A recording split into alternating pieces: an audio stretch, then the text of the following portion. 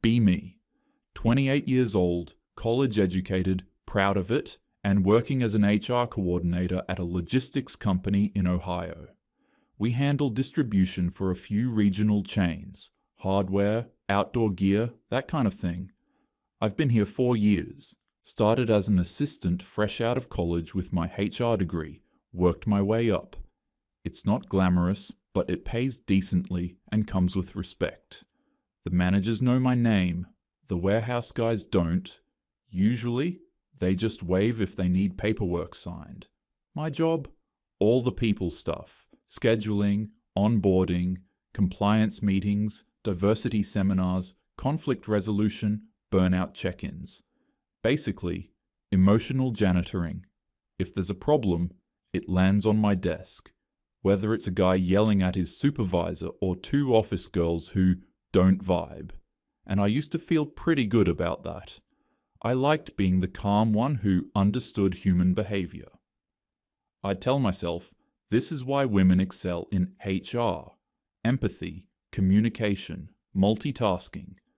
Over time, that line became part of my identity. I didn't mean to, but I kind of started seeing the warehouse crew as the other species. I'd joke with my co-workers. You could replace half the guys downstairs with robots, and productivity might actually go up. We'd laugh about it. They were harmless jokes, or so I thought. If I'm being honest, that attitude didn't start here. It started way back, growing up in a house where my dad and brother made everything look easy, just because they were guys. Dad was the kind of man who'd fix the lawn mower in one afternoon and then act like it earned him a nap for the rest of the weekend. Mom, meanwhile, worked full-time, made dinner, kept the house from collapsing, and still somehow got up early to make sure everyone's lunches were ready. I remember thinking, of course, men have it easier, they just use their muscles and call it a day. Even in school, it was the same pattern. The guys who couldn't sit still or focus would get handed off to shop class, and the girls were told to be mature. By high school, I'd learned that if you could talk well, read emotions, smooth people over, you were valuable. If all you could do was lift things or fix stuff, you were replaceable. That belief carried me through college too. Every professor I admired reinforced it in softer words, that emotional intelligence was the real superpower of the modern world. And maybe it is. But somewhere along the way, I started thinking physical work was beneath that. So when I joked about men downstairs being robots, it wasn't mean in my head. It was just obvious. The night of the bet started like any other company dinner. It was a Friday, our quarterly team appreciation thing. They rented out a cheap banquet room at a bar and grill chain off the highway. The kind of place with wood paneling, fake neon signs, and a buffet that somehow manages to make everything taste like salt. Everyone showed up. Warehouse, admin, accounting, even the plant manager. Someone brought their wife. Someone else brought their kid. The bosses wanted everyone to mingle, so there was this weird mix of polos, high-vis jackets, and pencil skirts. I sat with the HR girls, Megan and Claire, and Kyle from finance. The 4 of us always ended up together at these things, because we could vent about the chaos while feeling secretly above it. About an hour in, people had loosened up, drinks flowing, music humming. Someone from operations was telling a story about a near miss with a forklift, and everyone laughed. Megan leaned toward me and said, "See? They literally break stuff for fun down there. I swear, men have it so easy." I smirked. Right? They show up, do some heavy lifting, then go home and play video games while we're still answering emails. Kyle, half drunk, added, "To be fair, they deal with physical stuff." You deal with people. I'd take their job any day. I rolled my eyes. Yeah, until you have to handle 3 crying new hires because someone made a joke about gender. Everyone laughed. It felt good, like being right in a small way, like confirming what I already believed, that women carry the emotional labor while men get the easy, straightforward paths. That's when I noticed Tony across the room. He was sitting with the warehouse crew, big guys, quiet types, calloused hands gripping beer bottles. Tony wasn't talking much, just listening. He looked over at our table, and I caught his eye for a second. I don't even know why, but I smiled, half mocking, half playful, like, yeah, I said it, so what? He didn't smile back. He just raised his eyebrows slightly, then went back to his drink. Later, he walked past to grab another beer, and the conversation somehow steered toward him again. Megan whispered, "That's the forklift guy, right? The one who barely talks." I nodded. "Yeah, Tony? He's fine, just quiet." And because I had just enough wine to think I was hilarious, I said louder than I should have, "He's got it made. No stress, no drama, just lift boxes and leave. Must be nice." He stopped walking, turned his head slightly, and with this calm, almost amused tone said, "You really think that's easy?" The table went silent for half a beat. I grinned. "Come on, Tony. Be honest. You clock out, go home, forget about work. Must be nice not to have your brain fried from dealing with people all day." He set his beer down on the table edge. "You ever tried doing it?" "What? Warehouse work?" I laughed. "I've done gym classes that were harder." He didn't blink. "Then trade with me for a week." That caught me off guard. "You're serious?" He nodded. "You do my shift. I'll do yours. See who lasts longer." Kyle snorted. "Oh man, I'd pay to see that." Someone from operations overheard and yelled across the room, "Bet she wouldn't make it past lunch." A few others laughed, and suddenly it felt like everyone was watching me. I could have backed down, laughed it off, changed the subject, but I didn't. I felt my pride spike like a jolt of caffeine. "Fine," I said, trying to sound casual. "Let's do it. 1 week. And when I'm still standing at the end, I get to say, 'I told you so.'" Tony tilted his head slightly, like he was studying me. "Sure," he said, "but same rules both ways. No special treatment, no help. You do the work, same as me. Deal." He stuck out his hand. I shook it, ignoring the little surge of nerves when his grip locked around mine. Solid, rough, steady. Someone from the next table called out, "Oh, we've got a bet," and laughter spread. Megan giggled. "You're insane, Jess." "You're really going to do that?" I shrugged. "Why not?" It's time someone proved men exaggerate how tough their jobs are. Tony just smiled faintly and said, "Then we'll see."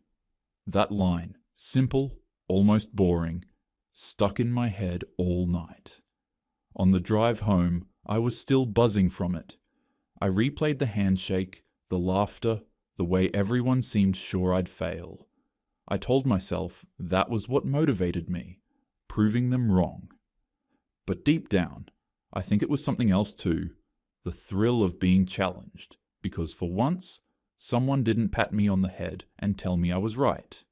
He just looked at me like he knew something I didn't. Still, part of me didn't actually expect it to happen. I figured it was one of those drunk office dares that everyone forgets by Monday. Even if someone brought it up, I assumed there'd be red tape, safety training, certification, all that technical stuff they always mention downstairs. They have to be licensed to drive forklifts, right? I'd seen the laminated cards clipped to their vests, and I remember thinking, perfect. I'll get out of this on a technicality. Maybe they'd let me shadow someone, lift a few boxes, then call it even. I could still claim victory. Say, I did the work, without actually breaking any rules. In my head, it was going to be funny. I'd show up, make a few self-deprecating jokes, toss around some boxes, collect a few sore muscles for proof, and then go back to my office chair with bragging rights. What I didn't expect was how fast things would move once he told his supervisor. Apparently, there was a way for me to get a temporary permit to operate the equipment under supervision, and the warehouse manager thought the whole idea was great for morale. So yeah, turns out there was no escape clause. I'd be operating the actual machinery, with a quick safety rundown and Tony's word that I could handle it. At the time, that sounded like an adventure. By Monday, it would sound like the dumbest idea of my life. The next morning, I walk into the office as usual, kind of hoping everything blew off. But no, I found out it wasn't a joke. Our boss, Greg, had actually approved the whole thing, said it was a great way for everyone to appreciate each other's roles in the company. He called it a cross-functional empathy initiative. I called it a trap. By Monday, the schedule was official. I'd be working Tony's warehouse shift for 1 full week, 6 a.m. to 2:30 p.m. Meanwhile, Tony would take over my HR duties with supervision. I tried to laugh it off in the office, but everyone looked way too excited about it, like they were waiting to watch a slow-motion train wreck. Megan joked, "We'll see how your manicure holds up." I flipped her off with a smile, pretending I wasn't nervous. That Monday morning hit like a brick. It was dark when I left my apartment. The air had that sharp bite of early spring, not freezing, but close enough to sting my fingers when I grabbed the steering wheel. When I got to the loading dock, the parking lot was already full. The warehouse was lit up like an aircraft hangar, forklifts humming, alarms beeping, men in reflective vests moving like clockwork. I remember standing there for a second, clutching my coffee, feeling stupidly overdressed even though I'd tried to fit in. I'd bought brand new work boots, cargo pants, and a thick jacket from a sporting goods store. I thought I looked prepared. Instead, I looked like a tourist cosplaying a worker. Tony met me by the time clock, clipboard in hand. He gave me a nod, not a smile, not a joke. Just a professional nod, like this was any other day. "Clock in over there," he said, pointing. "Then grab gloves. Breaks at 9. That was it. No speech. No welcome. I followed, trying not to look lost. The first hour nearly killed me. They had me unloading boxes from a truck. Not even the big ones. Just the steady, never-ending stream of medium-sized cartons. I thought, okay, it's physical, but manageable. Then I tried to lift one properly, and it felt like the thing was filled with bricks. I actually laughed out loud the first time, this short, nervous laugh, and said, "You're kidding, right? You actually lift these all day?" The guy next to me just said, "That's one of the lighter ones," and kept going, so I bent, lifted again, and felt my entire spine protest. Within minutes, I was sweating through my jacket. My arms burned, my hands throbbed. The air smelled like dust and diesel, and I kept thinking, this can't be real work. No one does this 8 hours straight. Except they did. Every single one of them. No music, no air conditioning, no breaks other than that single whistle at 9. Just noise, repetition, and pace. Like an endless race you couldn't stop running. By the second hour, my arms felt like they were being sawed off. Sweat trickled down my back, even though the air was freezing. The gloves made my hands ache, and my hair stuck to my neck. At one point, I tried to make small talk with the guy next to me, a broad, quiet guy named Mike. "Do you ever, get used to it?" I asked, half laughing through my exhaustion. He didn't look up. "You stop noticing," he said, tossing another box onto the pallet. That was it. No sympathy, no humor, just efficiency. I realized I wasn't part of their team. I was an extra body, expected to pull my weight or get out of the way. By mid-morning, I'd already made 3 mistakes. Stacked a pallet wrong, misread a barcode, and set a box in the wrong zone. The supervisor, Ray, corrected me once, then the next time, just sighed and said, "If you can't keep up, step aside." That stung. I wanted to say, "Hey, I'm new, I'm trying," but something in his tone told me no one cared. There's no space for feelings down there, just results. What shocked me most wasn't just the weight or the pace. It was the mental part I hadn't even considered. You had to remember which codes went where, when a shipment was coming in, which dock number matched which route, how to stack certain items without damaging them. Half the guys had little notes scribbled on their hands or taped to their scanners. It wasn't random lifting, it was organized chaos, and they knew it by instinct. I caught myself staring once, realizing they were doing quick math in their heads, counting load capacities while chatting. That actually threw me.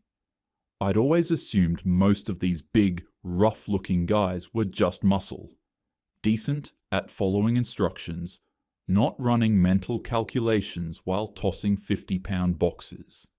They were sharp, quick, efficient in ways I hadn't noticed before. Then, because I couldn't admit that out loud, I told myself it was probably just pattern recognition. They'd done it so long their brains were on autopilot. Yeah, that had to be it. Nothing special, just repetition. By the time I finally started to understand the rhythm, my body had already given up. When the brake whistle blew, I collapsed on a bench in the break room. The place smelled like coffee and motor oil. The vending machine buzzed loudly, drowning out the low chatter of men trading jokes and talking about sports or weekend side gigs. Nobody asked how I was doing. Nobody even looked at me. I sat there, peeling off my gloves, staring at my trembling hands. I'd never felt invisible at work before. It was strangely humiliating. I told myself, they're just not used to me yet. But deep down, I knew the truth. I wasn't built for this. At least, not yet. Meanwhile, upstairs, Tony was apparently thriving. At lunch, I heard from Megan that he'd handled a staff complaint about overtime pay like a total pro. Apparently, he didn't get defensive or flustered. He just listened, took notes, and told them he'd look into it. Honestly, she said, he's kind of calm, in a good way. It's weird that bugged me. I'd imagined him stumbling over policy terms, maybe panicking in front of the computer system. Instead, he was getting compliments. So while he was sipping coffee upstairs, I was downstairs dragging my legs back to the dock for round 2. The rest of the day blurred into pain. The boxes got heavier, my movements clumsier. The guys didn't mock me, but they didn't slow down either. And that was almost worse. They treated me exactly like they treated each other. No special treatment, no shortcuts. By the end of my shift, my shoulders throbbed, my lower back screamed, and every inch of me felt bruised. When I finally clocked out, Tony was waiting near the exit, still in his office clothes. He had this unreadable expression, maybe amusement, maybe concern. "How'd it go?" he asked. I forced a smile. "Not bad. Just different," he nodded. "It's only Monday." That night, I collapsed into bed without dinner. My arms twitched every time I moved. My brain, though, wouldn't shut off. I kept replaying the day, how no one praised me for trying, how no one cared that I was exhausted. It wasn't cruelty, it was just normal. They all lived like that every day, and no one made a speech about appreciating their effort. I told myself I'd adapt. I just needed a good night's rest. But deep down, for the first time, I wondered if I'd been wrong about something big. By Wednesday, I'd stopped pretending it wasn't killing me. Every morning started with pain. My palms were torn despite the gloves. My shoulders felt like they'd been sanded down from the inside. The only thing worse than lifting was bending after you'd already lifted 100 times. The men didn't tease me. They didn't coddle me either. They just worked around me, efficient and wordless, like I was a traffic cone someone forgot to move. By Thursday, I could barely grip the scanner. The numbers on the screen blurred. When Ray barked, "Move faster, Jess!" I wanted to snap back, but I couldn't spare the breath. At lunch, I sat alone in the corner of the break room, eating a protein bar I couldn't taste. The others joked about weekend plans, pay cycles, repairs at home. Normal life. I just stared at my hands, red, swollen, cracked, and wondered how anyone did this for years without losing their mind. That afternoon, a pallet caught my boot when I misjudged the angle. Nothing broke, but it hurt enough to bring tears I had to blink away fast. Ray looked over and just said, "Watch your footing." That was the entire sympathy package. Friday morning, I limped into work trying to hide it. The minute I walked in, Greg, our boss, was touring the warehouse with a couple of office people, probably selling this whole swap as some morale thing. One of them, Kyle from finance, spotted me. "Jess, you still doing this? What were you thinking? Your job upstairs was a vacation compared to this?" He wasn't wrong. I forced a grin. "It's fine.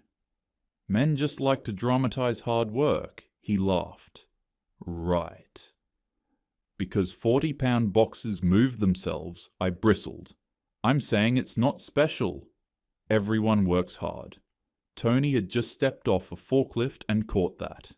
He shut it down with one quiet sentence. "Hard's different for everyone, but pretending it's the same cheapens both." Kyle chuckled awkwardly and walked off, leaving me alone with Tony. I crossed my arms. "So what? You think I can't handle it?" He wiped his hands on a rag. "Doesn't matter what I think. You asked to handle it." That tone, flat, calm, hit harder than any insult.